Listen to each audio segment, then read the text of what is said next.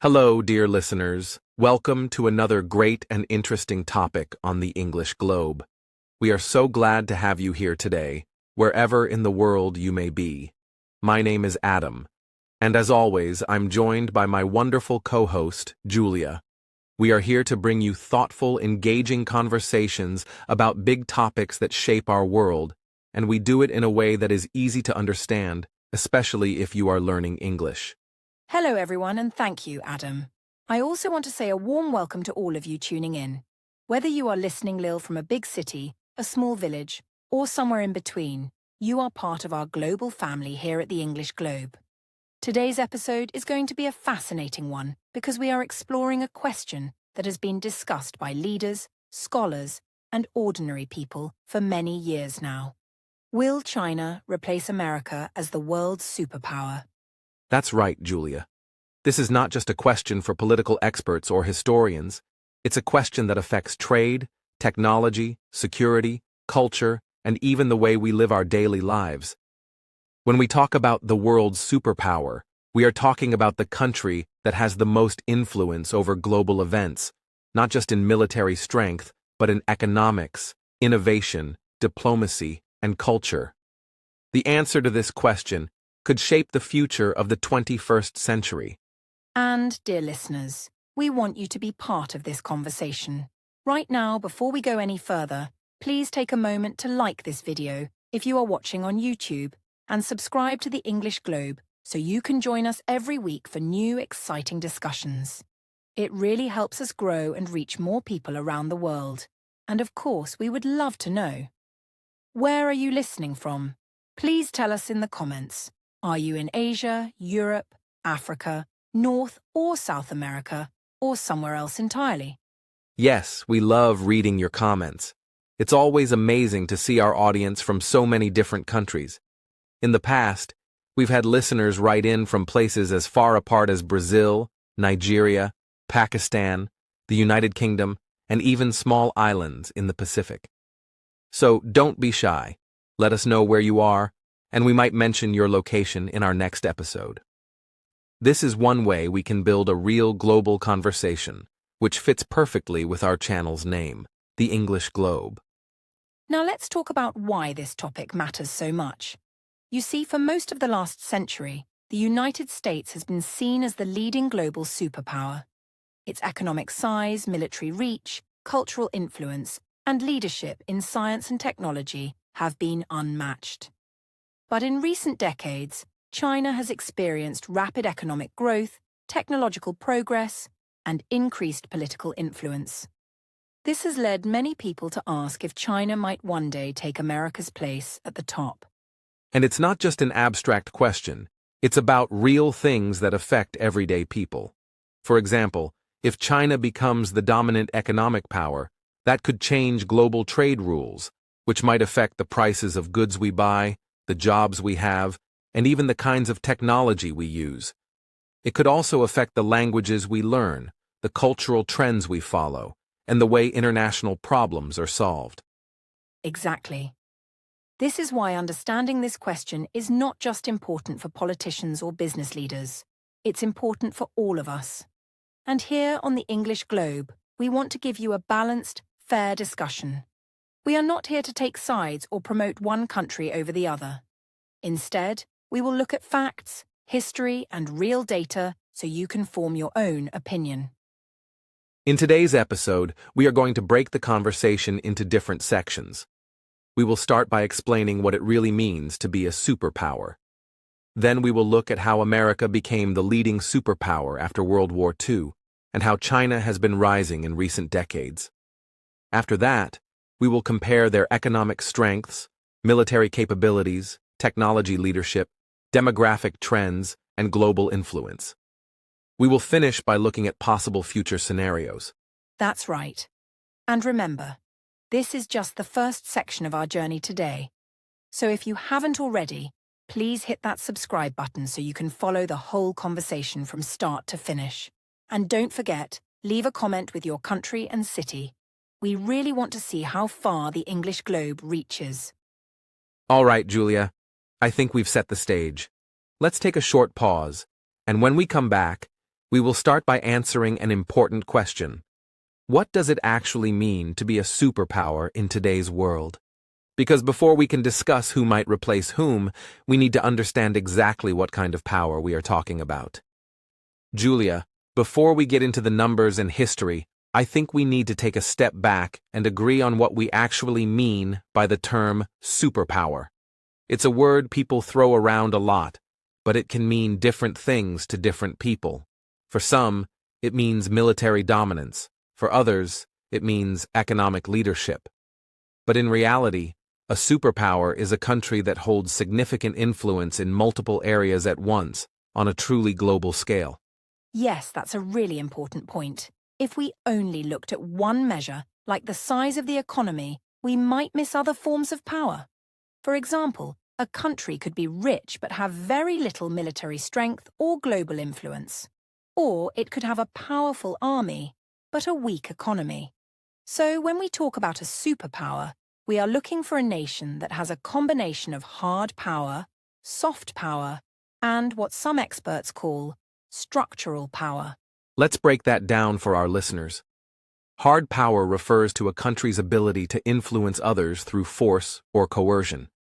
That usually means military strength, things like the size of the armed forces, advanced weapon systems, and the ability to project military power far from home. But it also includes economic pressure, like using trade or sanctions to change another country's behavior. Hard power is direct and often visible. Exactly. Soft power, on the other hand, is about attraction rather than coercion. This is the ability to influence others through culture, values, and diplomacy. A country with strong soft power can persuade others to follow its lead without threats or payments. For example, movies, music, sports, education, and even food can all be tools of soft power. The United States has long been strong in this area, with Hollywood, popular music, and world-famous universities attracting people from around the globe. And then there's structural power, which is a little harder to see but can be even more important. Structural power is about shaping the rules and systems that the world operates by. For example, controlling the global financial system, setting the standards for technology, or leading major international organizations. If your currency is the one used for most global trade, like the US dollar, you have structural power. If you create the technology that others have to adopt, you also have structural power. That's such a key point, Adam. Many people don't realize how much influence comes from shaping the system itself. For example, the United States has played a big role in setting the rules of global trade through organizations like the World Trade Organization, and in setting financial norms through the International Monetary Fund and the World Bank. China, in recent years, has tried to create its own influence in this area through things like the Belt and Road Initiative and the Asian Infrastructure Investment Bank. So when we ask the question, will China replace America as the world's superpower? We're not just talking about who has the biggest army or the largest economy. We're talking about a complex mix of economic, military, cultural, technological, and structural influence. To really answer the question, we have to look at each of these dimensions separately and then see how they come together. And another important thing is that power can be domain-specific. This means a country might lead in one area, but not in another. For example, China is already the world's largest trading nation, which gives it a certain kind of economic power.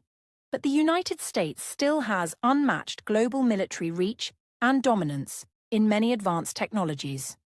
So instead of thinking about power as a single trophy that one country hands over to another, we need to think about it as a collection of strengths and weaknesses across many fields. Yes, and there's also the question of measurement. How do we measure who's the top in a certain area? GDP can measure the size of an economy, but it doesn't capture everything about economic power, like the quality of infrastructure or the level of innovation. Military budgets can measure spending, but not necessarily how effective that spending is in real situations. Soft power can be measured with surveys about global perceptions, but those are subjective. So our analysis needs to be careful and based on multiple sources. That's why in the next sections, we will use a set of indicators to compare the United States and China in each area. For the economy, we'll look at GDP in both nominal terms and purchasing power parity, trade volumes, innovation rankings, and infrastructure quality. For the military, we'll compare budgets, capabilities, alliances, and reach. For technology, we'll examine research spending, patents, and leadership in areas like AI and semiconductors. And for soft and structural power, we'll look at cultural exports, international institutions, and financial influence. Another point our listeners should remember is that the world is more interconnected than ever before. In the past, superpowers could dominate without much dependence on others. But today, even the most powerful countries rely on global supply chains, international finance, and cooperation on issues like climate change and pandemics. That means the superpower of the 21st century will still have to work with others, and competition will often be mixed with cooperation. Yes, that's a great observation. So, to summarize for our listeners, a superpower is a nation that has a combination of hard power, soft power, and structural power, and can project that influence on a truly global scale. Measuring that involves looking at many different indicators, and no single measure tells the whole story. And in our discussion, we're going to explore all of those aspects in detail for both China and the United States. Which means that in the next part of our podcast, we'll start to build the historical context. We'll explain how the United States became the dominant global superpower after World War II, and how China's rise over the past 4 decades has changed the global balance of power. Once we understand the path each country has taken, we'll be better prepared to compare their current strengths and weaknesses. Julia, before we get into the numbers and history, I think we need to take a step back and agree on what we actually mean by the term superpower. It's a word people throw around a lot, but it can mean different things to different people. For some, it means military dominance. For others, it means economic leadership. But in reality, a superpower is a country that holds significant influence in multiple areas at once, on a truly global scale. Yes, that's a really important point. If we only looked at one measure, like the size of the economy, we might miss other forms of power. For example, a country could be rich but have very little military strength or global influence. Or it could have a powerful army but a weak economy. So when we talk about a superpower, we are looking for a nation that has a combination of hard power, soft power, and what some experts call structural power. Let's break that down for our listeners. Hard power refers to a country's ability to influence others through force or coercion. That usually means military strength. Things like the size of the armed forces, advanced weapons systems, and the ability to project military power far from home. But it also includes economic pressure, like using trade or sanctions to change another country's behavior. Hard power is direct and often visible. Exactly. Soft power, on the other hand, is about attraction rather than coercion. This is the ability to influence others through culture, values, and diplomacy. A country with strong soft power can persuade others to follow its lead without threats or payments. For example, movies, music, sports, education, and even food can all be tools of soft power. The United States has long been strong in this area, with Hollywood, popular music, and world-famous universities attracting people from around the globe. And then there's structural power, which is a little harder to see, but can be even more important. Structural power is about shaping the rules and systems that the world operates by. For example, controlling the global financial system, setting the standards for technology, or leading major international organizations. If your currency is the one used for most global trade, like the US dollar, you have structural power. If you create the technology that others have to adopt, you also have structural power. That's such a key point, Adam. Many people don't realize how much influence comes from shaping the system itself. For example, the United States has played a big role in setting the rules of global trade through organizations like the World Trade Organization. and in setting financial norms through the International Monetary Fund and the World Bank. China, in recent years, has tried to create its own influence in this area through things like the Belt and Road Initiative and the Asian Infrastructure Investment Bank. So when we ask the question, will China replace America as the world's superpower? We're not just talking about who has the biggest army or the largest economy. We're talking about a complex mix of economic, military, cultural, technological, and structural influence. To really answer the question, we have to look at each of these dimensions separately and then see how they come together. And another important thing is that power can be domain-specific. This means a country might lead in one area, but not in another. For example, China is already the world's largest trading nation, which gives it a certain kind of economic power.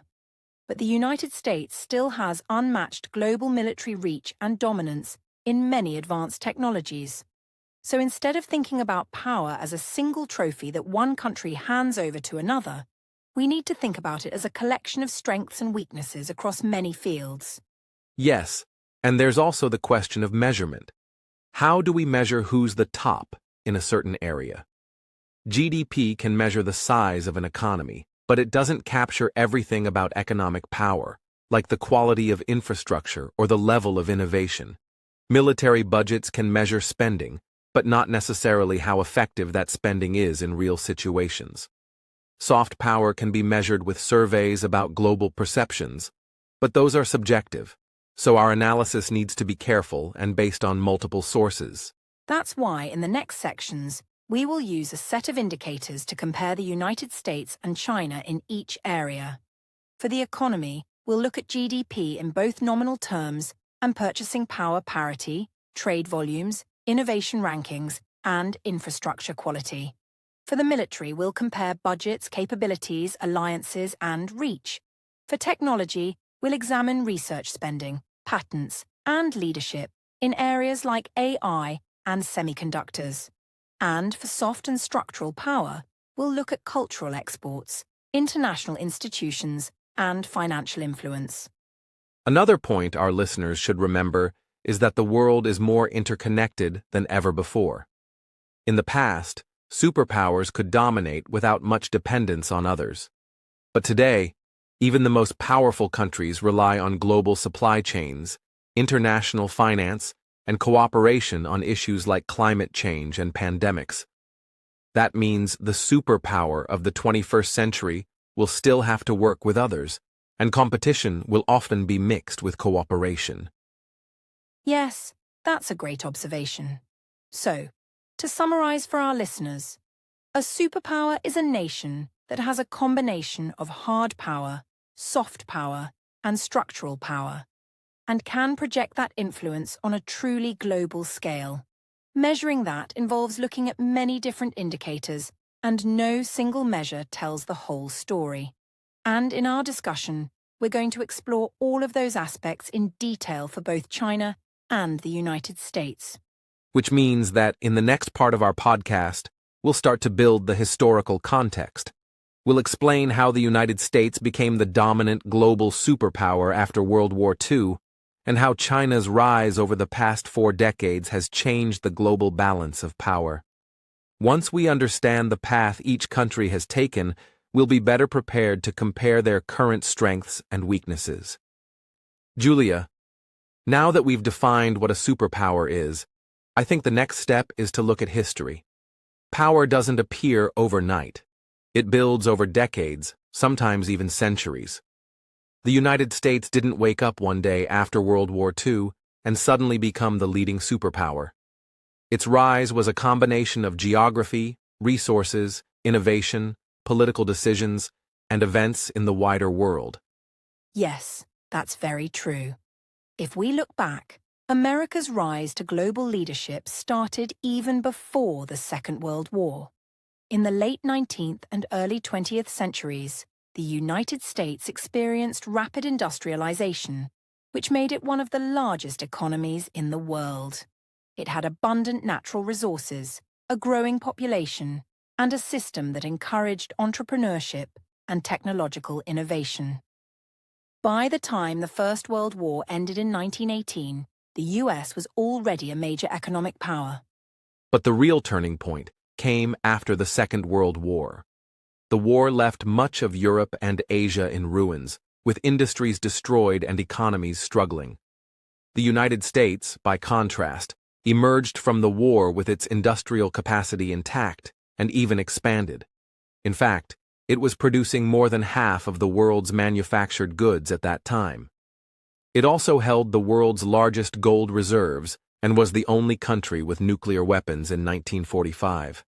And the US used that position to shape the post-war world order. It helped create institutions like the United Nations, the International Monetary Fund, and the World Bank.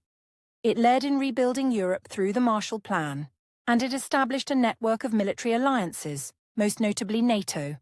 Its military presence extended across the globe, with bases in Europe, Asia, and the Middle East. This combination of economic, military, and institutional leadership set the stage for decades of American dominance. Meanwhile, China's story was very different in the mid-20th century. After years of civil war and foreign occupation, China in 1949 became the People's Republic under the leadership of the Communist Party. The early decades were marked by political campaigns, such as the Great Leap Forward and the Cultural Revolution, which caused massive social and economic disruption. By the late 1970s, China's economy was far behind the industrialized world, and much of its population lived in poverty. The turning point for China came in 1978, when Deng Xiaoping introduced a program of economic reforms known as Reform and Opening Up. These reforms moved China away from a fully state-controlled economy toward a more market-oriented one, while still maintaining political control under the Communist Party. Special economic zones were established to attract foreign investment, and China began to integrate into global trade networks. Over the next few decades, the results were dramatic. China's GDP grew at an average rate of nearly 10% per year for more than 30 years. Hundreds of millions of people were lifted out of poverty, and the country became known as the world's factory, producing everything from clothing and electronics to machinery and vehicles. China's accession to the World Trade Organization in 2001 marked another major step in its integration with the global economy. Alongside its economic growth, China began to invest heavily in infrastructure, both domestically and abroad. High-speed rail networks, modern ports, and advanced manufacturing hubs spread across the country. At the same time, China started expanding its international influence, especially in developing countries, through trade, investment, and major projects like the Belt and Road Initiative, launched in 2013. This initiative aimed to build roads, railways, and ports across Asia, Africa, and Europe, strengthening China's trade links and political relationships.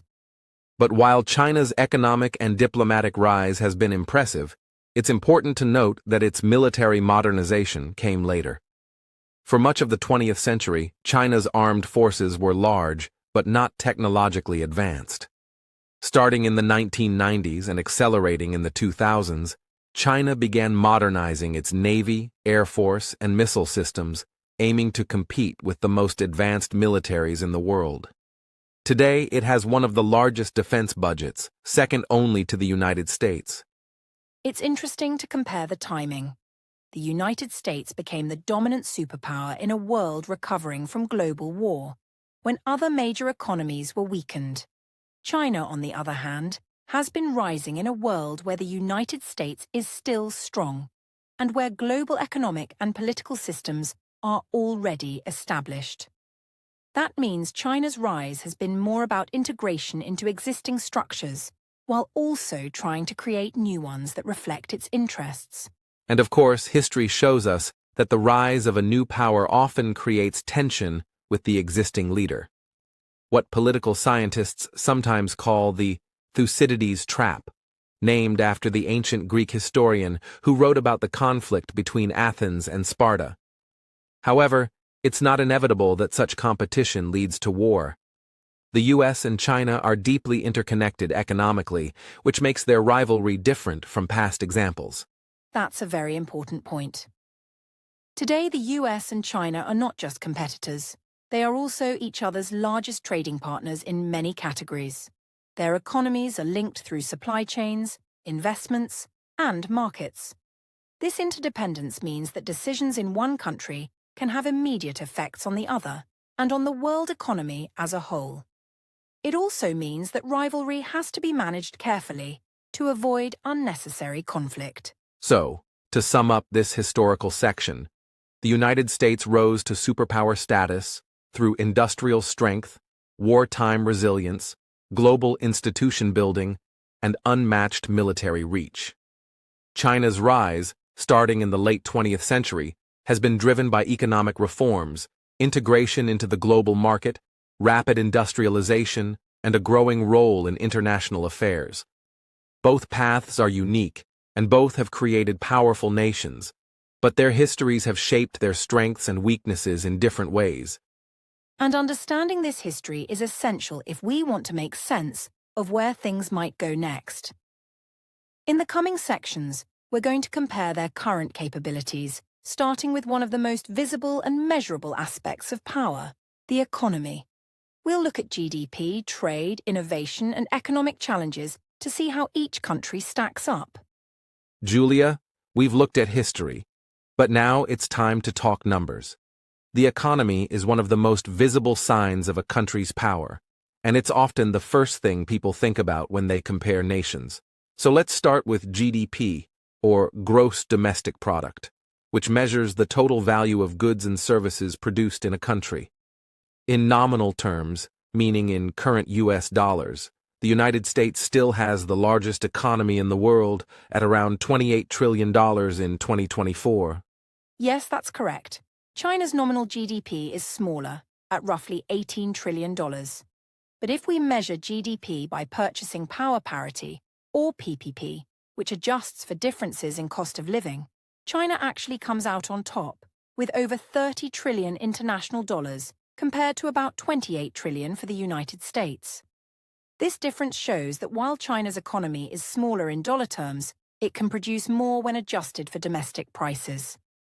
However, PPP is more useful for measuring living standards than global market influence. Another big factor is growth rates. For decades, China's economy grew at nearly 10% per year, which is unprecedented for a large country. But in recent years, that pace has slowed. In 2023, China's growth was around 5%, and forecasts suggest it might fall further due to structural challenges like an aging population, high debt levels, and a struggling property sector. By contrast, the U.S. economy is growing more slowly, about 2%, but it's considered more stable and less dependent on massive investment in real estate or infrastructure. Exactly.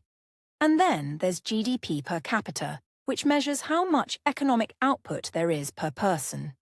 In the United States, GDP per capita is over $84,000, one of the highest in the world. In China, it's about $13,000. This gap shows that on average, Americans are much wealthier than Chinese citizens. Of course, China's huge population means even a lower per capita income translates into enormous total economic power, but it also highlights the difference in living standards. Trade is another key part of the economic picture. China is the world's largest exporter, selling goods worth over $3.5 trillion in 2023. It's known as the manufacturing hub of the world, producing everything from electronics and clothing to machinery and medical equipment. The United States, on the other hand, is a leading exporter of high-value goods and services, including aircraft, software, and agricultural products. In services, the U.S. dominates areas like finance, higher education, and entertainment. Yes, and both countries are deeply connected through trade. The U.S. imports huge volumes of goods from China, while China buys agricultural products, technology components, and other items from the U.S. However, in recent years, this relationship has been strained by tariffs, export controls, and other trade barriers. Both countries have been trying to diversify their trading partners, but neither has fully replaced the other in key sectors. This interdependence makes their economic rivalry more complex. Innovation is another critical area. The United States is home to many of the world's leading technology companies: Apple, Microsoft, Google, and Tesla, to name just a few. It also has a strong ecosystem of universities, research labs, and venture capital, which supports new inventions and startups. China, meanwhile, has rapidly climbed the innovation ladder, becoming a leader in areas like e-commerce, renewable energy, and some fields of artificial intelligence. Companies like Huawei, Tencent, and BYD are now global players. That's right. In fact, China files more patents each year than any other country, and it invests heavily in research and development, around 2.5% of its GDP, which is close to the US share. However, while China excels in applying and scaling technology, the US still leads in many cutting-edge areas, particularly in advanced semiconductors and high-performance computing. This is why the US has placed export restrictions on certain technologies, aiming to slow China's progress in these fields. Another economic strength of the U.S. is its role in global finance. The U.S. dollar is the world's main reserve currency, used in about 88% of all international transactions. This gives the U.S. a unique advantage. It can borrow in its own currency, influence global interest rates, and impose financial sanctions that have worldwide impact. China has been trying to increase the use of its currency, the yuan, in global trade, but it still accounts for less than 5% of international payments. And let's not forget about economic vulnerabilities. For China, the property market is a major concern. Real estate accounts for a large share of its GDP, and falling property values could affect banks, local governments, and households. Debt levels, both public and private, are high. The US also has challenges. It faces large budget deficits, a growing national debt, and political disagreements that can disrupt economic policy. But it benefits from deep financial markets and high investor confidence. Another difference is in demographics. China's working-age population has already begun to shrink, which could slow growth in the long term. The U.S., thanks to immigration and a younger population, is projected to maintain a more stable workforce. This means the U.S. may have an easier time sustaining innovation and productivity growth in the decades ahead. Of course, both countries will have to adapt to aging populations and rising healthcare costs. So, if we sum up this economic comparison, the US still leads in nominal GDP, per capita wealth, financial power, and high-end innovation. China leads in PPP-adjusted GDP, manufacturing scale, and rapid infrastructure development. Both face significant challenges, China with structural economic issues and demographics, and the US with debt and political gridlock. Economically, neither side is without weaknesses, and their strengths are in different areas. Which makes the question of replacement more complicated. Even if China overtakes the U.S. in certain measures, like total GDP in PPP terms, it doesn't automatically mean it will replace the U.S. as the dominant economic force. Power is about depth, diversity, and global reach, and those are things we'll keep exploring in the next sections. Speaking of which, our next stop will be the military and security dimension, where we'll compare how each country projects hard power around the world. Julia, one of the most important elements in this discussion, is China's economic transformation. Just a few decades ago, China's GDP was far smaller than the U.S., and it played a much smaller role in global trade. But today, China is the second largest economy in the world, and in terms of purchasing power parity, it has already surpassed the U.S. This change didn't happen overnight. It was the result of consistent reforms, industrial growth, and integration into the global market. That's right, Adam. Since the late 1970s, when Deng Xiaoping introduced market-oriented reforms, China has experienced rapid economic growth. It has shifted from being a largely agricultural economy to a manufacturing and technology-driven one. China's entry into the World Trade Organization in 2001 was another turning point. This gave Chinese products easier access to global markets and allowed foreign companies to invest more freely in China. The result was a massive increase in exports and foreign direct investment. And now, China is known as the world's factory. It produces a large share of electronics, textiles, and industrial goods used worldwide. But it's not just about cheap manufacturing anymore. China is also moving up the value chain. We see companies like Huawei, BYD, and CATL competing in advanced sectors like telecommunications, electric vehicles, and battery technology. This shift shows that China's growth is no longer only based on low-cost labor, but also on innovation. Exactly. China has been investing heavily in research and development. In fact, according to the UNESCO Institute for Statistics, China now spends over 2.4% of its GDP on R&D, which is similar to many advanced economies. Universities in China are producing more STEM graduates than any other country.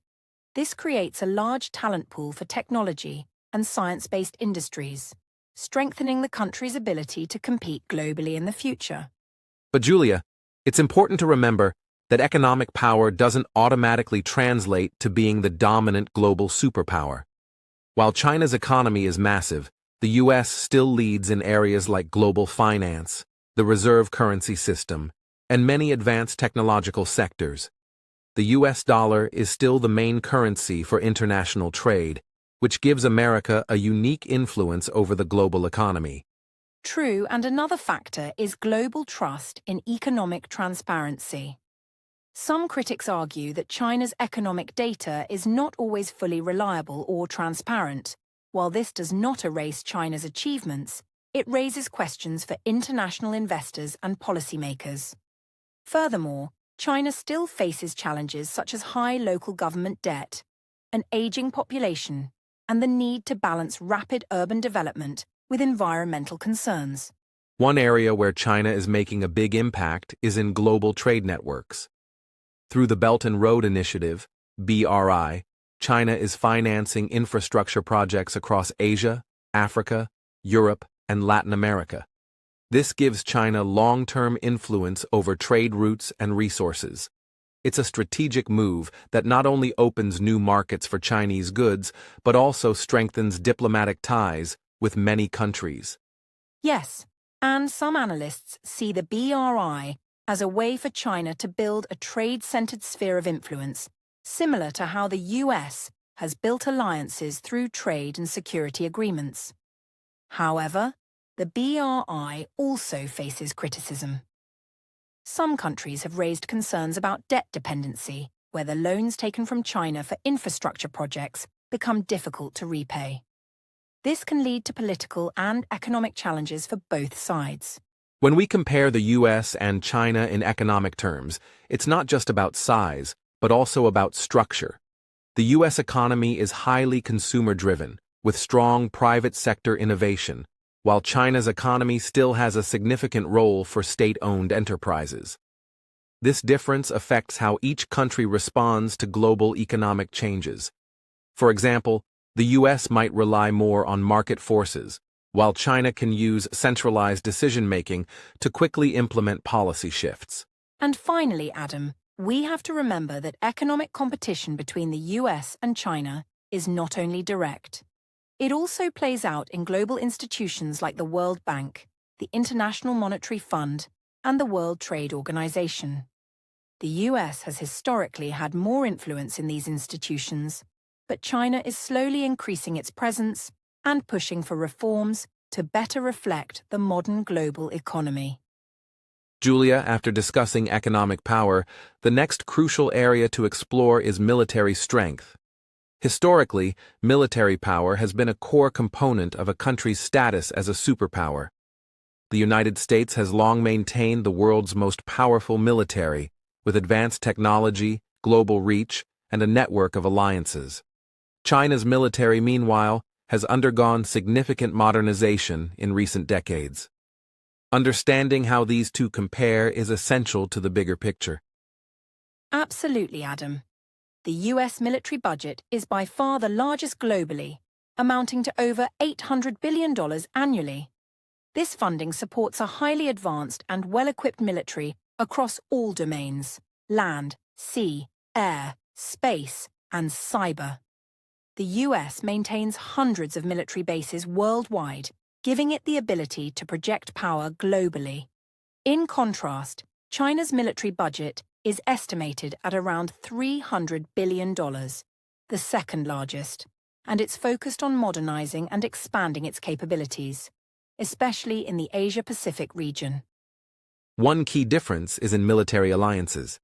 The US has formal defense treaties with over 30 countries, including NATO allies in Europe, Japan, South Korea, and Australia. These alliances multiply America's military reach and create a broad strategic network. China, however, has fewer formal allies, with its closest partnerships mostly limited to countries like Russia and Pakistan. This means China's influence often relies more on regional power projection than global alliances. China's military modernization has focused heavily on naval expansion, missile technology, and cyber warfare capabilities. The People's Liberation Army Navy, PLAN, has grown rapidly, now operating several aircraft carriers and advanced submarines. This expansion supports China's goals of asserting control over the South China Sea and securing maritime trade routes. Additionally, China is developing anti-access area Denial A 2AD capabilities designed to deter or slow down potential military interventions by other powers near its borders. Meanwhile, the US maintains technological superiority in many areas, including stealth aircraft, precision-guided weapons, and satellite communications. The US Space Force, established in 2019, represents a new domain of military competition, highlighting how space and cyber domains are increasingly important. However, technological innovation alone is not enough. Operational experience and the ability to sustain long-term deployments are also vital strengths of the US military. Another important aspect is nuclear capabilities. Both countries are nuclear-armed, but the US maintains a larger and more diverse nuclear arsenal, including land-based missiles, submarine-launched missiles, and strategic bombers. China's nuclear forces are smaller, but believed to be growing in sophistication and size. The balance of nuclear power plays a role in strategic deterrence and global stability, influencing how both countries approach military competition.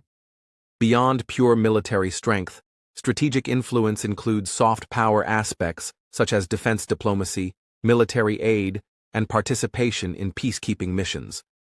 The US military frequently collaborates with allies in joint exercises and provides training and assistance worldwide, enhancing its global influence. China, while increasing its role in United Nations peacekeeping operations, is still building its reputation and partnerships in these areas. It's also worth noting that modern conflicts often involve non-military tools. Economic sanctions, cyber attacks, information campaigns, and influence operations.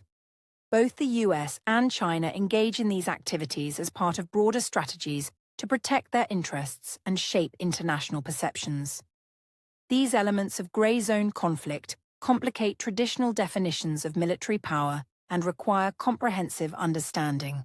So, while the United States retains the lead in global military reach, alliances, and advanced capabilities, China is rapidly closing the gap, particularly in regional power projection and emerging technologies.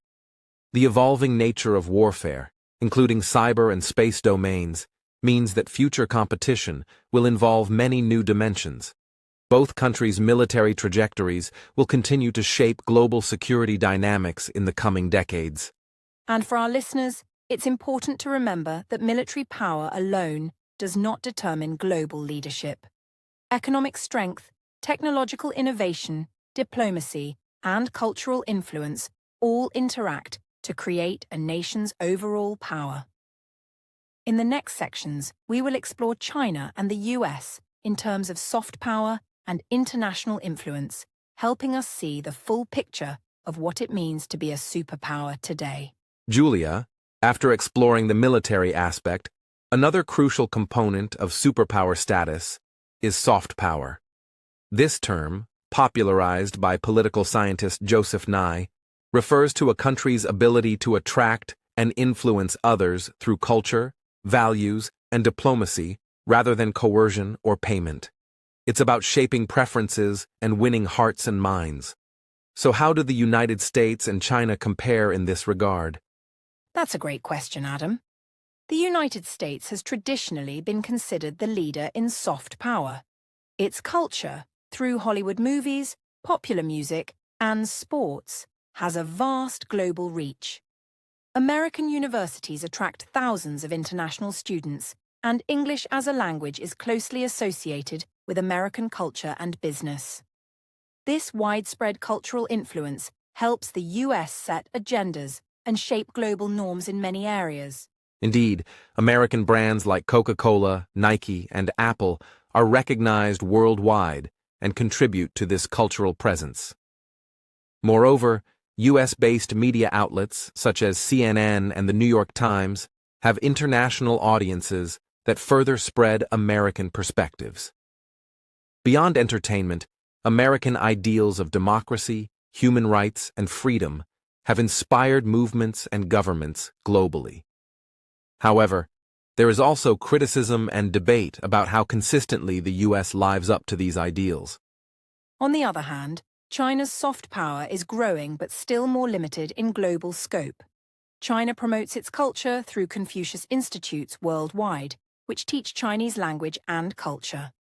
Chinese cinema and traditional arts have international audiences, but they don't yet match the global impact of Hollywood. More recently, platforms like TikTok, developed by the Chinese company ByteDance, have influenced global youth culture, creating new avenues for cultural influence. Another dimension of soft power is diplomacy and international cooperation. The United States has long relied on its network of alliances, membership in international organizations, and foreign aid programs to build influence. It participates in peacekeeping, disaster relief, and global health initiatives, often positioning itself as a global leader in these areas. This approach helps build goodwill, though it has faced challenges and criticisms over the years. China has also expanded its diplomatic presence, especially in the developing world. The Belt and Road Initiative, which we discussed earlier, combines economic investment with diplomatic engagement. China provides infrastructure funding, loans, and technical assistance to many countries in Asia, Africa, and Latin America. This helps build political relationships and influence. Though some critics argue, it creates dependency and challenges for recipient countries. The approach to diplomacy differs as well. The United States often emphasizes political values like democracy and human rights in its foreign policy, while China prioritizes sovereignty and non-interference in internal affairs. This contrast shapes how both countries are perceived internationally and which partners they attract. Some countries prefer China's model of development without political conditions, while others remain aligned with US ideals. Media and information also play a role in soft power. The US media's global reach helps spread its cultural narratives, but at times, it faces accusations of bias or propagating specific agendas. China operates its own international media outlets like CGTN and Xinhua to present its perspective globally. However, concerns about censorship and government control limit the effectiveness of these channels in winning hearts and minds outside of China. Education is another soft power tool. American universities remain a magnet for global talent, contributing not only to culture, but also to innovation and leadership development. China is working hard to improve its higher education system and attract international students. Some Chinese universities are climbing global rankings, but they still lag behind the top US institutions in terms of reputation and research output. Sports diplomacy is also notable. The US has used international sporting events like the Olympics and basketball leagues, to enhance its global image. China has invested heavily in sports development and recently hosted major events like the 2008 Summer Olympics and the 2022 Winter Olympics, showcasing its progress and cultural pride. These events help promote national prestige and international engagement. In summary, the United States retains a substantial advantage in soft power through its culture, education, media, and diplomatic networks. China is growing in this area, leveraging new technology platforms, infrastructure investment, and cultural promotion, but it still faces challenges related to perception and global acceptance. Soft power is less tangible than economic or military might, but it remains a vital component of superpower status. And for our listeners, understanding soft power helps us see that influence is not just about guns and money. It's about how people around the world perceive a country's values, culture, and leadership. In the next section, we will explore the challenges and uncertainties both countries face as they navigate global competition in the 21st century. Julia, as we look ahead, one of the less obvious but deeply important factors shaping the future of superpower status is demographics. The size, age, and growth of a country's population can influence its economy, military, and global influence for decades. So, how do the demographic trends in the United States and China compare? That's an excellent point, Adam. The United States benefits from a relatively young and growing population, fueled largely by immigration. According to the U.S. Census Bureau, the American population is expected to continue growing steadily over the next few decades. This growth supports a stable labor force and consumer base, which are critical for economic vitality and innovation. In contrast, China faces a very different demographic challenge. After decades of the one-child policy, which was only relaxed in recent years, China now has an aging population and a shrinking workforce. According to the United Nations, China's working-age population began declining around 2015 and is projected to continue shrinking. This demographic shift could slow economic growth and increase the costs of healthcare and social services. Exactly. An aging population means fewer workers supporting more retirees, which creates pressure on pension systems and social welfare programs. It also means China may face labor shortages in manufacturing and other sectors. This could force China to shift its economy towards higher productivity and automation. But such transitions take time and investment. Another factor is life expectancy and health. Both countries have increasing life expectancies, but China's healthcare system still faces challenges, especially in rural areas. The U.S. has some of the world's best medical facilities, but also struggles with healthcare access and costs. How each country manages these issues will impact their workforce and social stability. Immigration is also a key difference. The United States has a long history of attracting immigrants, which replenishes its workforce and adds cultural diversity and innovation. China's immigration policy is more restrictive, and it does not currently have significant levels of immigration to offset population aging. This limits China's ability to compensate for a declining workforce. Education and workforce skills tie directly into demographics as well. The U.S. invests heavily in higher education and vocational training, attracting global talent to fuel its economy and technological edge. China has made major strides in education, increasing literacy and university enrollment, but it still faces challenges in quality and innovation capacity in some regions. Moreover, urbanization trends affect demographics.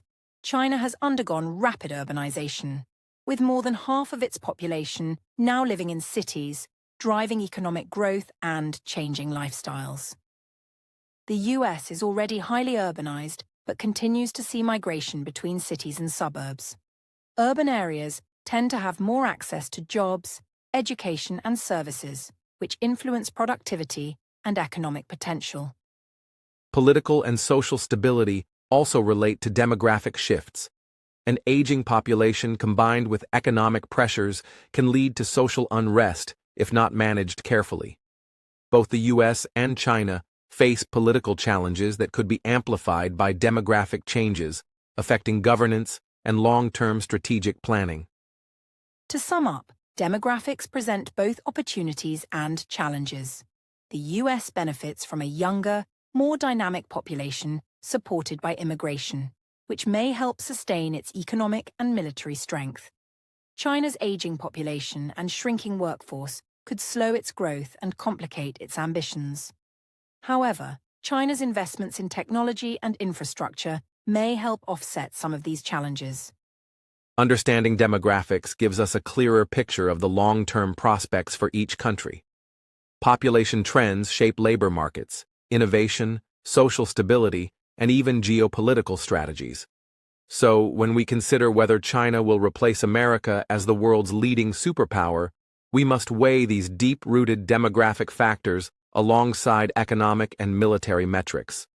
And with that perspective, in the next section, we will explore how international institutions and global governance frameworks play a role in the power dynamics between the US and China, highlighting how both countries seek to shape the rules of the global system. Julia, another vital piece of the puzzle when we talk about global superpowers is how countries engage with international institutions and global governance.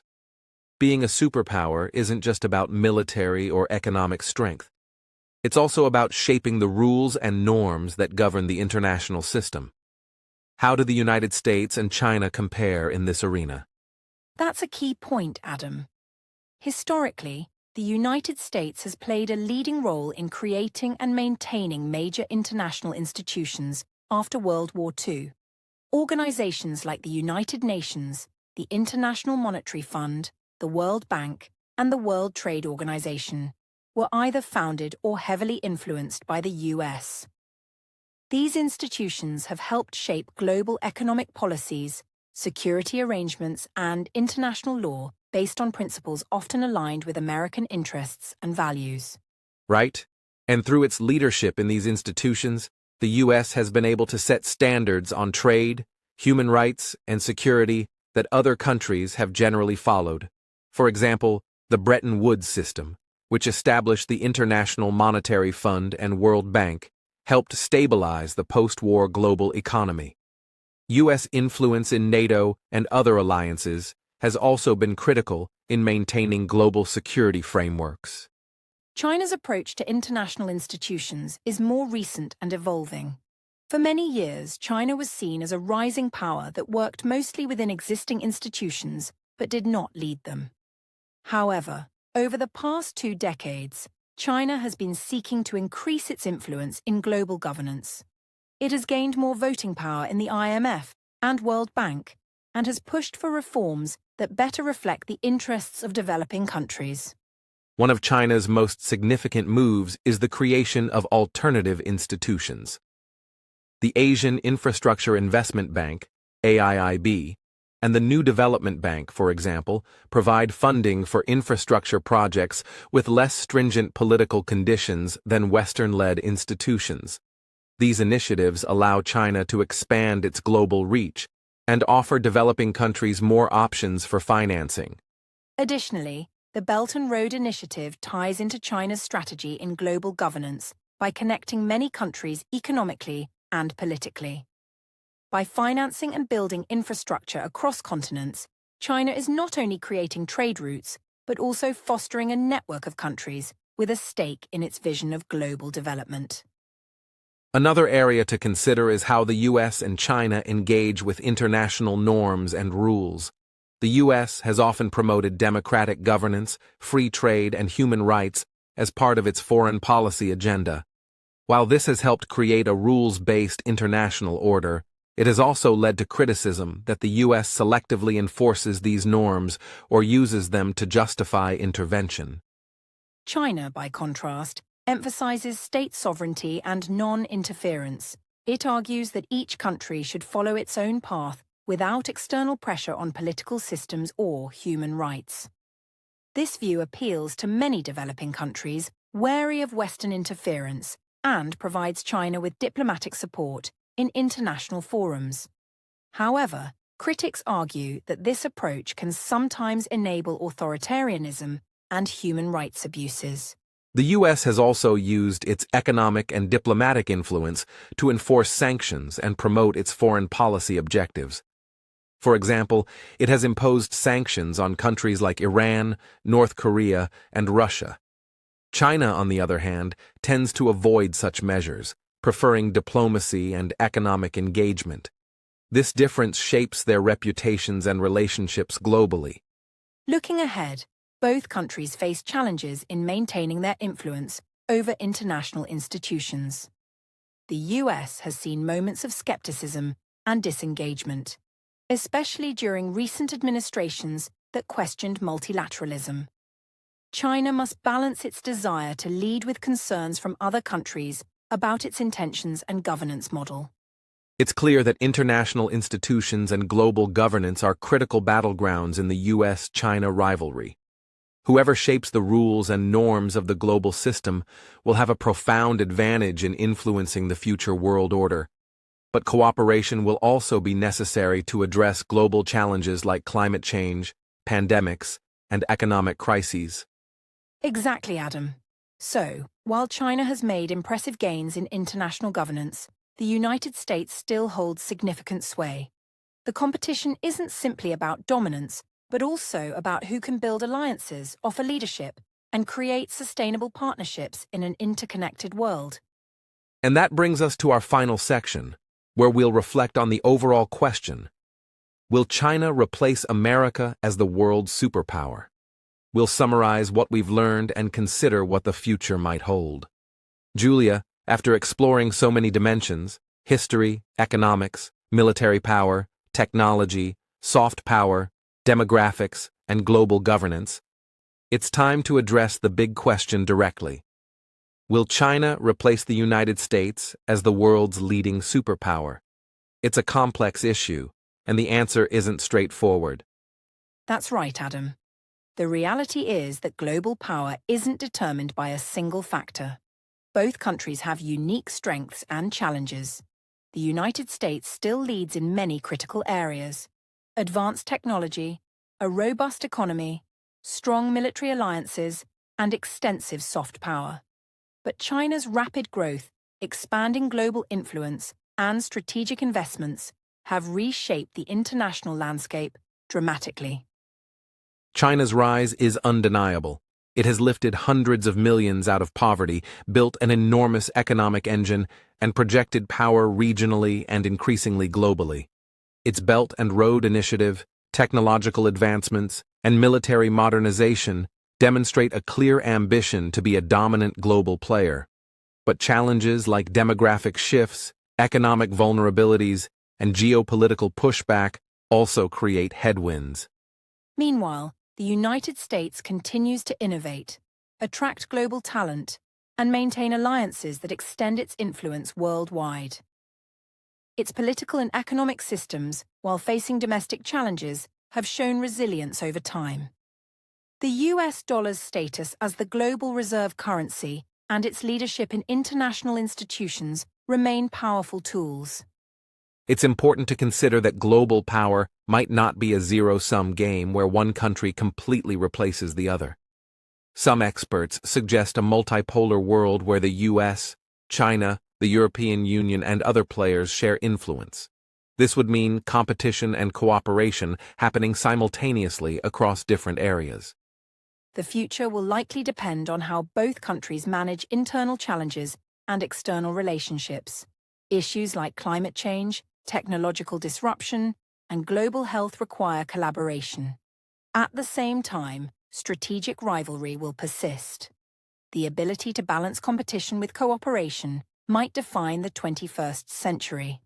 For our listeners, it's essential to understand that being a superpower involves much more than economic size or military might. It includes the ability to inspire, lead, and work within a complex global system.